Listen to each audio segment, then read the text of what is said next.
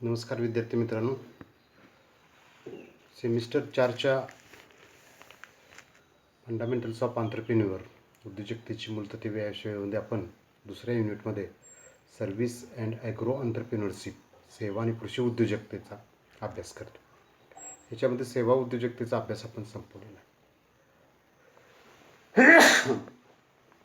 कृषी उद्योजकतेचा अभ्यासाला आपण सुरुवात केलेली आहे आणि त्याच्यामध्ये कृषी उद्योजकतेची संकल्पना, अर्थव्याख्या, महत्त्व आणि उद्योजकीय संधी आपण पाहतो. कृषी क्षेत्रातल्या उद्योजकीय संधीचा पहिला पार्ट आपण संपवलेला आहे. आज आपण दुसऱ्या त्यामधल्या पार्टला सुरुवात करतोय. तर त्याच्यामध्ये काही मुद्दे आहेत, ते मुद्देसुद्धा आपण त्याचा विचार करूया. आता कृषी क्षेत्रामध्ये पहिला जो उद्योजकीय संधीचा महत्त्वाचा भाग आहे तो म्हणजे शेती, ॲग्रिकल्चर. मग गेल्या 6 दशकामध्ये जे 60-70 वर्षामध्ये शेती ही भारतीय अर्थव्यवस्थेची नेहमीच आधार ठरलेली आहे, आजही आहे. कारण राष्ट्रीय अर्थव्यवस्थेमध्ये शेतीचं महत्त्व राष्ट्रीय उत्पन्न असेल, निर्यात, रोजगार असेल, या बाबतीमध्ये टिकून राहिलेलं पाहायला मिळतं. शेतीला उद्योगाचा दर्जा मिळाला तर आणखी वेगवान विकास होऊ शकेल. कारण शेतीमध्ये घेतली जाणारी पिके ही हंगामी स्वरूपाची असतात आणि यामध्ये बाजारपेठेच्या मागणीनुसार व्यावसायिक पद्धतीनं ही शेती ॲग्रिकल्चर करणं महत्त्वाचं आहे. अशा प्रकारे शेती करण्यासाठी कृषी उद्योजकतेच्या माध्यमातून अनेक संधी उपलब्ध आहेत. त्याचा आपण या ठिकाणी चर्चा करतो आहे. दुसरा मुद्दा याच्यामध्ये येतो फलोत्पादन. फलोत्पादन हा कृषी आधारित महत्त्वाचा व्यवसाय आहे.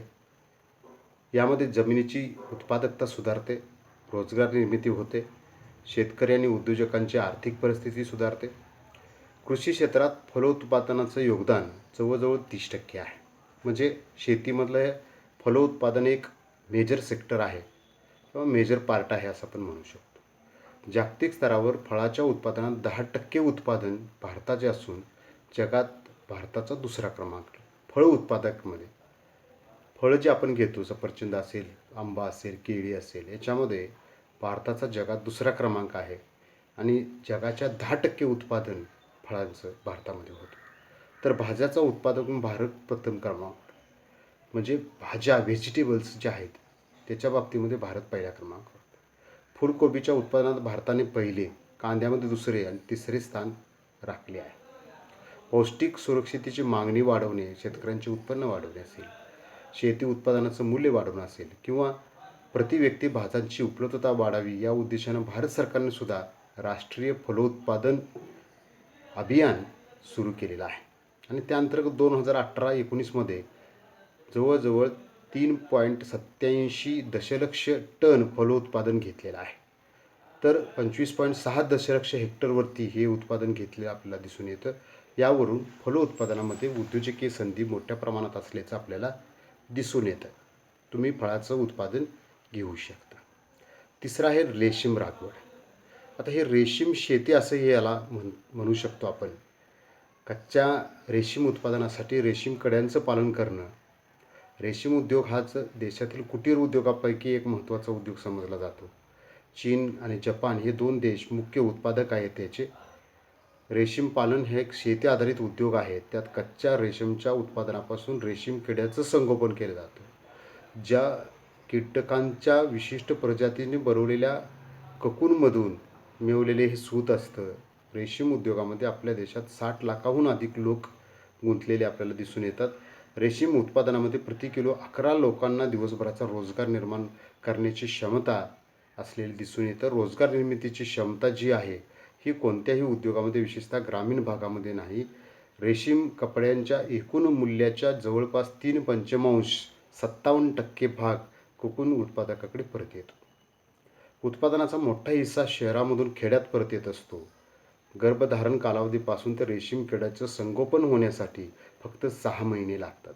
इतकेच नव्हे तर एकदा लागवड केली की तुतीची लागवड वर्षानुवर्ष रेशीम किड्याचे पालनपोषण आणि व्यवस्थापन यावर अवलंबून असते. उष्ण कटिबंधीय प्रदेश जो आहे एका वर्षात तब्बल 5 पिकं घेता येतात. जर पद्धतीचं निश्चित पॅकेज स्वीकारले गेलं तर वर्षाला रुपये 30 लाखापर्यंत निव्वळ उत्पादन मिळू शकतं. 60% महिला कामगारांना यामधून रोजगार उपलब्ध होऊ शकतो. तथापि देशातील शेतीपैकी केवळ 0.1% जमीन लागवडीखाली आहे. थोडक्यात या क्षेत्रात मोठ्या प्रमाणात उद्योजकी संधी उपलब्ध असलेली आपल्याला दिसून येते. रेशीम शेती, रेशीम लागवडीची शेती ह्या क्षेत्रामध्ये मोठ्या प्रमाणावरती रोजगार संधी उद्योजकतेची संधी, रोजगार संधी तर आहेच, उपलब्ध असलेली आपल्याला दिसून येते. अन्न प्रक्रिया, फूड प्रोसेसिंग. अन्न प्रक्रियेमध्ये कच्च्या मालाचे अन्नात रूपांतर करण्यासाठी वापरल्या जाणाऱ्या पद्धती किंवा तंत्रांचा समावेश होतो. आता खाद्यपदार्थावर प्रक्रिया करणाऱ्या उद्योगामध्ये साखर उद्योग आहे, कापड आहे, फळ प्रक्रिया आहे, भाजीपाला पॅकिंग आहे, बेकरी उत्पादने हे याच्यामध्ये समाविष्ट आहे. अन्न प्रक्रिया केल्याने समाजाला विशेष फायदा होतो. अनेक पदार्थांची सर्व हंगामात उपलब्धता, वितरण किंवा विपणन कार्य सुलभ करणं शक्य होतं. अनेक प्रकारचे खाद्यपदार्थ खाण्यास योग्य बनवणं, निर्जंतुकीकरण त्याचं करणं यामध्ये अपेक्षित आहे.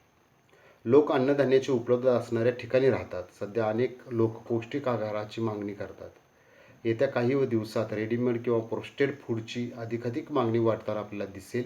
अन्न प्रक्रिया क्षेत्रात उद्योग स्थापन करून चालवण्यासाठी उद्योजकता निर्माण करण्यास मोठ्या प्रमाणावरती नव्हे भरपूर मुबलक संधी उपलब्ध आहे.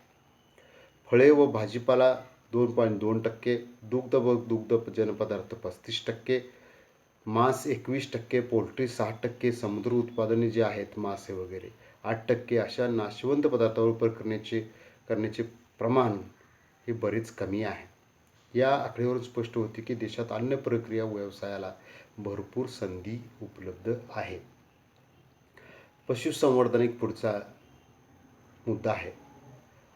पशुसंवर्धनामध्ये पशुविज्ञान, स्टॉक ब्रीडिंग किंवा पशुपालन असे म्हणतात. पशुधन वाढवणे ही शेती पद्धत आहे. हजारो वर्षापासून पशुपालनाचं कार्य केलं जातं. शेळी असेल, मेंढी पालन असेल, गाई म्हैशी पालन असेल, अगदी वऱ्हाळ कुक्कुटपालन असेल, पोल्ट्री आपण ज्याला म्हणतो. म्हणजे यामधून आपण बघतो की मोठ्या प्रमाणावरती या ठिकाणी संधी असलेलं दिसतं. लोकसंख्या वाढीबरोबर पशुसंवर्धनाची मागणी वाढत आहे हे आपण पाहतो. मागणीप्रमाणे पुरवठा होण्यासाठी पशुसंवर्धनाची वाढ होणं या ठिकाणी अपेक्षित आहे. त्यासंबंधी उद्योगांची संख्या आपल्याला वाढवावी लागेल. म्हणजेच पशुसंवर्धन क्षेत्रामध्ये उद्योजकीय संधी मोठ्या प्रमाणावर असलेली आपल्याला या आकडेवारीवरून आपल्याला दिसून येतं. जैवतंत्रज्ञान म्हणजे बायोटेक्नॉलॉजी शेती व्यवसायामधील एक उदयोन्मुख नवीन असा एक व्यवसाय आहे. जैवतंत्रज्ञानाचा कृषी उत्पादकतेवर मोठा प्रभाव पडतो. म्हणूनच शीत असेल, उष्ण असेल, खारटपणाविरुद्ध उच्च पातळीवर तंत्रज्ञानानुसार पिकाची निर्मिती करण्याच्या उद्देशानं कृषी बायोटेक क्षेत्रातील संशोधन आणि विकासावरती वाढता भर देण्यात आलेला आपल्याला दिसून येतो. बऱ्याच सुधारित खाद्यपदार्थांची निर्मितीसुद्धा या अंतर्गत केली गेलेली आहे. अशी अपेक्षा आहे की भारतात संशोधन आणि विकासाच्या गुंतवणूक वाढ झाल्यास कृषी जैवतंत्रज्ञान आणखी मोठ्या प्रमाणावरती विकसित होऊ शकेल. या बदलात भारतीय कृषी उद्योजकता वाढीला प्रोत्साहन मिळू शकेल. आता कृषी सल्ला मसलत, ॲग्रिकल्चर कन्सल्टन्सी. आता इतर सेवा सल्लागाराप्रमाणे आगामी काळामध्ये कृषी सल्लागारांची गरज भासणार आहे. कारण तुम्हाला प्रोफेशनल जर शेती करायचं असेल तर प्रोफेशनल पद्धतीने कशी शेती करायची याचं मार्गदर्शन करणारे मार्गदर्शक आवश्यक आहेत. शेतीविषयक ज्ञान घेतलेले, अनुभव असलेले लोक किंवा संघटना सल्ला देण्याचा विचार करू शकतात. हा सुद्धा एक व्यवसाय होऊ शकतो. कृषी पर्यटन, ॲग्रो टुरिझम ह्याच्यामध्ये आपण पाहतो की कृषी टुरिझममध्ये भारतामध्ये कृषी पर्यटनाला मोठ्या प्रमाणावरती संधी आहे. वाढत्या शहरीकरणामुळे शहरातील लोकांना शेतीची काहीच माहिती असत नाही. भुईमूग कुठं लागतो, भेंडी कुठं लागते, गवारी कुठं व काहीच माहिती, फुलकोबी कसं. शहरीकरणातल्या मुलांनाही काहीच माहिती नसतं. मग शेतीमध्ये फिरण्याचा आणि आनंद घेण्याचा अनुभव घेण्यासाठी मग कृषी पर्यटनाची गरज या ठिकाणी निर्माण झालेली आपल्याला पाहायला मिळते. तर विद्यार्थी मित्रांनो, सुनील भोसले, शेतकरी, राहणार जोगवाडी, तालुका बारामती, जिल्हा पुणे याने आपल्या 13 एकर शेतीमध्ये कृषी पर्यटन उभारले आहे. ॲग्रो टुरिझम डेव्हलपमेंटच्या ऑर्गनायझेशनच्या मदतीनं त्याने हा प्रकल्प उभा केला आहे. त्यांनी प्रत्येक पर्यटकाला ₹350 प्रवेश फी ठेवलेली आहे. एक उदाहरण आपण या ठिकाणी घेतलं. वृक्षशेती जसं फळशेती करू शकता तसं वृक्षशेती पण करू शकता. आता ही काही उद्योजकीय प्रक्रिया नसून ती आर्थिकदृष्ट्या फायदेशीर आणि इको फ्रेंडली गुंतवणूक आहे. व्यावसायिक वृक्षशेती ही पर्यावरण जतन रक्षण करताना नैसर्गिक साधनसंपत्तीची सुद्धा निर्मिती करताना दिसते. पर्यावरणाला चांगलं योगदान देतानाच कागद वकार उद्योगाला कच्चा माल यामार्फत पुरवला जातो. त्यामुळे वृक्षशेतीमध्येही भरपूर उद्योजकीय संधी आहे. शेतीयोग्य नसणारी खडकाळ जमीनही या वृक्षशेतीसाठी वापरता येऊ शकते. सुगंधी वनस्पती आणि वनौषधी. सुगंधी औषधी वनस्पती असतात. हा वनस्पतीचा एक प्रकार आहे ॲक्च्युली, की ज्यामध्ये आपल्याला औषध कंपन्या, सौंदर्य प्रसाधन बनवणाऱ्या कंपन्या किंवा अत्तर कंपन्या, सुगंधी वनस्पती तयार करणाऱ्या कंपन्यांना कच्चा माल याच्यामधून आपल्याला पुरवता येतो. देशामध्ये याचा दीर्घ कालावधीपर्यंत औषधी संपत्ती म्हणून वापर केला जाऊ शकतो. अशा वनस्पतीसाठी भारतात मोठी सुवर्णसंधी आहे. कारण अशा वनस्पती आपल्याला मोठ्या प्रमाणावर आढळतात. ॲग्रो क्लायमेट झोनमध्ये 47,000 विविध वनस्पती, 15,000 औषधी वनस्पती आढळतात. त्यापैकी 2,000 मूळ वनस्पती गुणकारी, 1,300 वनस्पती व सुगंधी व चवयुक्त आढळतात. या क्षेत्रात कृषी उद्योजकता वाढीला भरपूर संधी वाव आहे. मधमाशा पालन, बी किपिंग ज्याला म्हणतात. वनस्पती व जीव जंतूचा विस्तृत क्षेत्रामध्ये आपल्याला देशात मध उत्पादन, मधमाशा पालन यासाठी अपार संधी आहे. कारण मधाला भरपूर मागणी असल्याचं पालन. हा उद्योग अशिक्षित लोक, स्त्रिया किंवा ज्यांना जमीन नाही ते करू शकतात. यासाठी भांडवल फारच कमी लागतं. आदिवासी पाड्यामध्ये आपण मोठ्या प्रमाणावरती पाहतो. सेंद्रिय शेती हे आधुनिक हा शेतीमधला तंत्रज्ञानाचा भाग आहे. पर्यावरणपूरक व शाश्वत स्वरूपाची शेती करण्यासाठी जमिनीची सुपीकता राखणं, पिकामध्ये बदल करून जमीन चांगली राखणं, रासायनिक खते औषधाचा वापर न करणं, जैविक कार्य करणं, पोषण मूल्यांची निर्मिती सेंद्रिय शेतीमध्ये अपेक्षित आहे. भारतामध्ये सध्या सेंद्रिय शेतीचा खूप प्रसारच वाढलेला आहे. त्यामुळे सेंद्रिय शेतीला उत्पादन, वितरण, विपणन या सर्व क्षेत्रात मोठी संधी उपलब्ध आहे. अनेक ग्राहक सेंद्रिय मालाची मागणी करताना आपल्याला दिसायला लागलेले आहेत. मत्स्य व्यवसाय, फिशरी आपण ज्याला म्हणतो. मत्स्य व्यवसायात अनेक संधी आहेत. मत्स्य, जैविक तज्ज्ञ, विस्तार अधिकारी, मत्स्य शेती, स्वयंरोजगाराचा एक मार्ग मानून या क्षेत्राकडे पाहतात. भारताला मोठा समुद्रकिनारा लाभलेला आहे. तसेच छोट्या छोट्या तळ्यातून मत्स्य व्यवसाय करता येतो. पूर्वीपासून चालत आलेल्या व्यवसायाकडे आधुनिक दृष्टिकोनातून पाहणं मात्र यासाठी गरजेचं आहे. नवनवीन तंत्र व पद्धतीचा वापर करून हा व्यवसाय मोठा करण्याचा वाव किंवा संधी आहे. नर्सरी, विविध पिकांच्या झाडांच्या फूल, फळे, शेतींच्या लागवडीच्या रोपांची निर्मिती व संगोपन करण्याचं कार्य नर्सरीमध्ये केलं जातं. यामध्ये शोभिवंत झाडांची निर्मिती केली जाते. या व्यवसायासाठी तांत्रिक ज्ञान, अनुभवाची गरज असते. अलीकडच्या काळात या क्षेत्रात मोठ्या प्रमाणावरती संधी उपलब्ध झालेली आहे. शेती अवजारे व यंत्रनिर्मिती. विद्यार्थी मित्रांनो, आधुनिक आणि व्यावसायिक शेती करायची असेल तर विविध अवजारं, तंत्र, यंत्र याचा वापर केला पाहिजे. मग अशा प्रकारची अवजारं निर्मिती करण्यामध्ये भरपूर संधी आहे.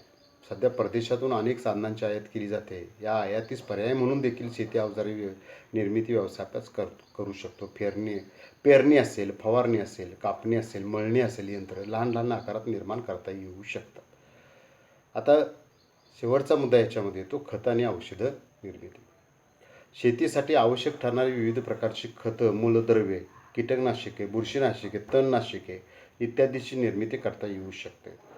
आता काही मोठ्या कंपन्यांमध्ये खूप पूर्वीपासून आहेत. तुम्ही सुद्धा शास्त्रीय पद्धतीचा अभ्यास करून हे करू शकता. सेंद्रिय शेतीसाठी उपयोग पडणारी खते किंवा औषध निर्माण केल्यास त्याच्यासाठी भरपूर मागणी असताना आपल्याला पाहायला मिळते. आता कृषी क्षेत्रात उद्योजकीय संधी उपलब्ध आहेत. नवनवीन संशोधनाच्या माध्यमातून व्यावसायिक पद्धतीने शेती करण्यासाठी तसेच श्रमाला पर्याय ठरणारी स्वयंचलित व छोट्या आकारातील यंत्राची निर्मिती केल्यास भारतातील लहान आणि अल्पभूधारक शेतकऱ्यांना ते परवडण्यासारखे आहे. कृषी क्षेत्रात वरील संधीशिवाय इतर भरपूर संधी उपलब्ध आपल्याला असल्यास दिसून येतं. त्याच्यामध्ये आधुनिक बी बियाणांची निर्मिती करणं, मसाल्यांच्या पदार्थांची शेती करणं, शेतमाल प्रक्रिया किंवा ज्यूस निर्मिती असेल तो उद्योग करणं, शेतमाल विक्री, विपणन, वितरण करणं, प्रादेशिक गरज लक्षात घेऊन शेतीसंबंधी उद्योजकता याद्वारे निर्माण होऊ शकते. तर विद्यार्थी मित्रांनो, हे आपण 2 टप्प्यामध्ये कृषी क्षेत्रातील उद्योजकीय संधीचा या ठिकाणी अभ्यास केलेला आहे. तुम्ही महत्त्वाची एक गोष्ट याच्यामध्ये लक्षात घेऊ शकता की आपल्या देशामध्ये कृषी क्षेत्रामध्ये मोठ्या प्रमाणावरती आपल्याला संधी आहेत. पण दुर्दैवानं काय झालेलं आहे की या क्षेत्रामध्ये काम करणं हे आता प्रतिष्ठेचं समजलं जात नाही. कितीही त्याचं उत्पन्न चांगलं असेल, उत्पादन चांगलं असेल, पैसा त्यानं मिळवत असेल तरीसुद्धा समाजामध्ये त्याला आता आजकाल प्रतिष्ठा राहिलेली नाही. उत्तम शेती हा पूर्वीचा भाग झालेला होता, तो आता कनिष्ठ झालेला आहे. नोकरी, उद्योग, व्यवसाय, व्यापार यांना महत्त्व प्राप्त झालेलं आहे. शेती क्षेत्र हे शेवटचं नाईलाजास्त केलं जाणारं क्षेत्र म्हणून याच्याकडं पाहिलं जातं. तर विद्यार्थी मित्रांनो, असं न पाहता व्यावसायिक पद्धतीने शेती करण्याच्या दृष्टिकोनातून आपण विचार केल्यास याच्यामध्ये उद्योजकीय संधी मोठ्या प्रमाणावर असलेली तुम्हाला दिसून येते. आपल्याकडे 5-10 एकर शेती असेल, पाण्याचा शाश्वत मार्ग असेल आणि थोडंसं जर आपण नॉलेज घेतलं तर ह्याच्यामध्ये सुद्धा मोठ्या प्रमाणावरती आपण पैसे कमवू शकतो, आपलं उत्पन्न वाढवू शकतो, आपलं राहणीमान किंवा स्वयंरोजगार निर्माण करणं हे सुद्धा या निमित्तानं शक्य होतं. स्टँडर्ड ऑफ लिव्हिंग आपलं यामुळं उंचावण्यास आपल्याला मदत होऊ शकते. तर विद्यार्थी मित्रांनो, आजच्या लेक्चरमध्ये इथं आपण थांबूया. तुम्ही हे माझं लेक्चर शांतपणे ऐकून घेतलं याबद्दल मी तुमचे मनापासून धन्यवाद व्यक्त करतो.